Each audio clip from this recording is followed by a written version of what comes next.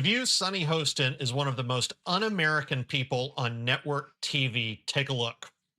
And I said this on this show many years ago, because this is my 10th year on the show, and I said there are times when I walk into a community and I see American flags all over the community, and I suddenly feel unsafe because there is a section of this country that has co-opted the American flag, and they equate being an American or an American flag with white supremacy, and that should never be the symbol of white supremacy, but they have weaponized. Because the flag belongs to all of us. It does belong to all of us.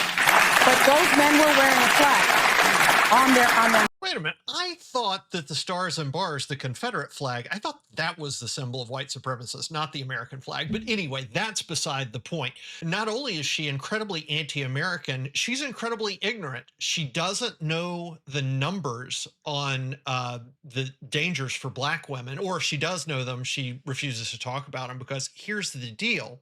In America, if you are a black woman, it is 9 times more likely that you will be killed by another black person than a white person.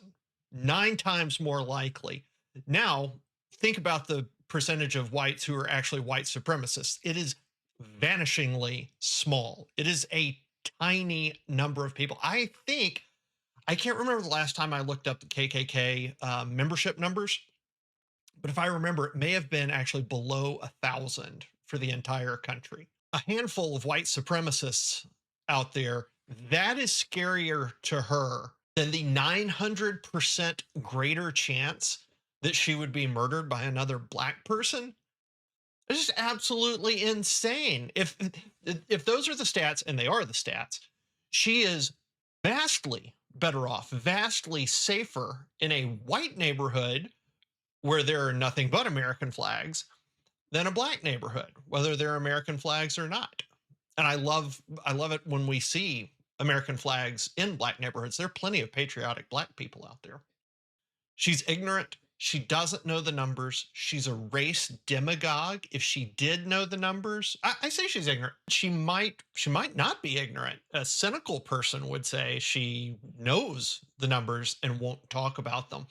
And the reason she won't talk about them is those numbers don't advance her narrative that America is radically racist and is irredeemable because of the early history of American slavery, despite the fact that the United States, 20 years into its existence, outlawed the import of slavery.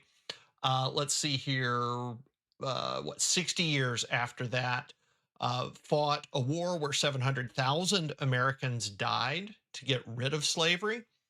And within 100 years of that, had the Civil Rights Acts passed that finally did away with Jim Crow. And so in America, across about 200 years, the country got rid of slavery, which no other society had ever been able to get rid of in thousands of years of human history. She don't want to talk about that. She doesn't want to talk about that because that doesn't serve the narrative that America is fundamentally racist and that black people are fundamentally victims, because she is a Marxist. Marxist worldview requires victims and victimizers.